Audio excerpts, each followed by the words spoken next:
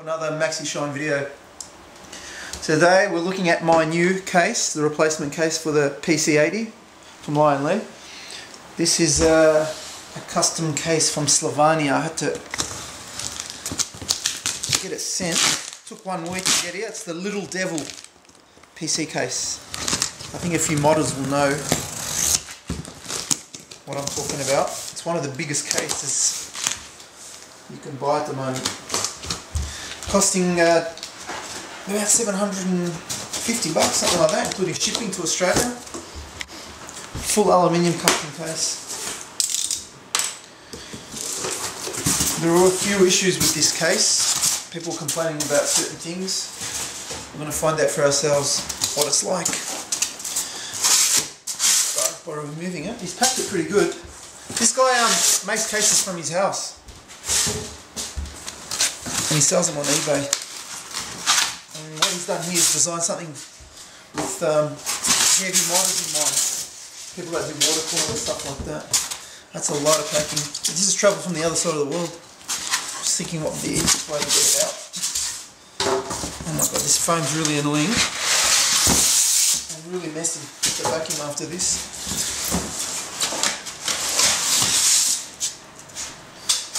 This has support for the SR2, which was my main priority, and pretty light for such a big case.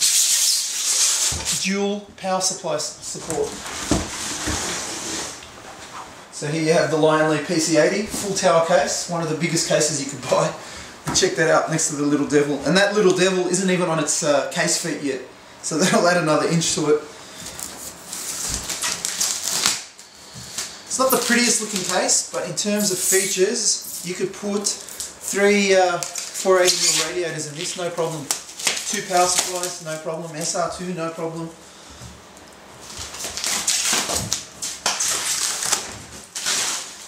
Wow, look at that!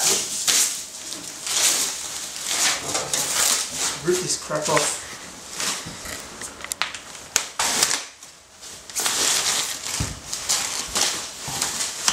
That is impressive. Yeah, let's flick it to its side. Flick that to its side. That is huge. Look at that. Radiator top mounted, 480. Dual 480s at the bottom. Side window. Very well built. Dual power supply plate, check that out. You can put 2 in there, no problem. 10 expansion slots for the SR2, no problem there. The only thing people were complaining about is the door actually has to be unscrewed from all these points.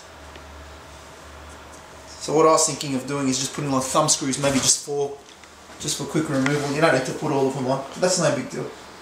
Another complaint people had is the design of this, the brick-like design. It's a little bit 80s style, but I'm not fussed.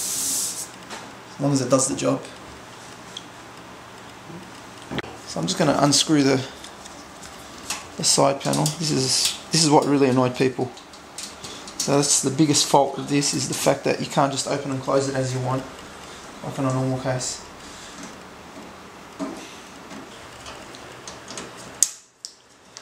So still unscrewing the side doors. This is the tricky bit. When there's one screw left, you've got to actually hold the door so it doesn't fall and scratch everything. Okay, so this is the prototype. Actually, he's made a few of them, but he hasn't really advertised them yet. Dual power supply extender. So what happens with that is, with larger power supplies, you hook that up at the back, so it's going to be even longer. So you can put 2 massive power supplies as well as the radiators down the bottom.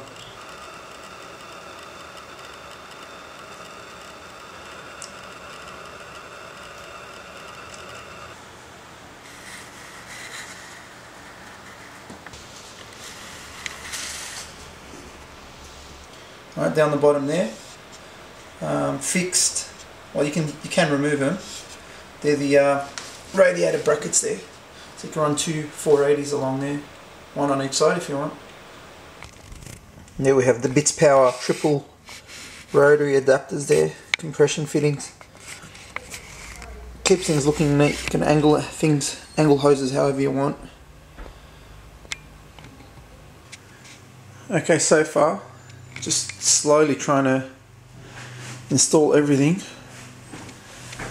It's a little bit tricky because it's all internal, so you got to reroute everything. Come up with solutions on how to make things look neat.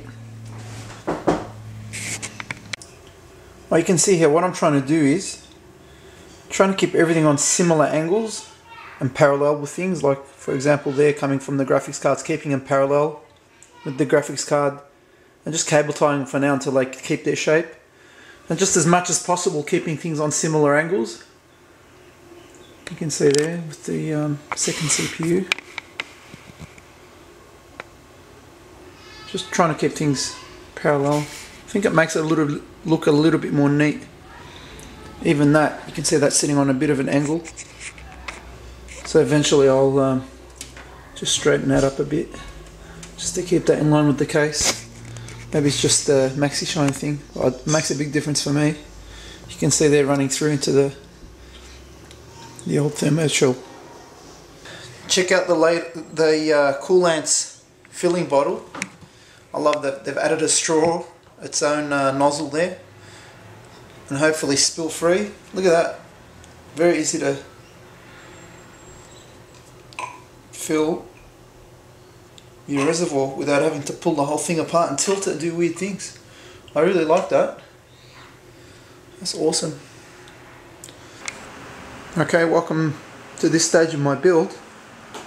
Having a look at the case there from a distance. It is massive. Check that out. Dwarfing the three 30-inch monitors. Poor little Lion Lee there sitting down the PC8. Look how small it is. It's a baby compared. So I've added a few fans, added the res. A lot of space in this case. Check that out. That's just another XPC at the top there. And don't forget, this is an SR2. That's a massive motherboard fitting in this case nicely. With room, look, a little bit more space on the side. You can see the loop here, how I've done it. Just going up and around, down into there, into the other rad. Up into the reservoir pump. Then from there up until the top radiator. Fairly simple. Okay, this is another update on the case. Still working on the wiring. Doesn't look like I've done much. The 480 quad XPC is coming tomorrow. It's got a triple in there for now. Put some nice LEDs there on the side. And also, one of the cable routing holes, I've added, let's see that, an LCD there. It's a little bit of a custom touch. Not too much modification so far. Just get that in focus.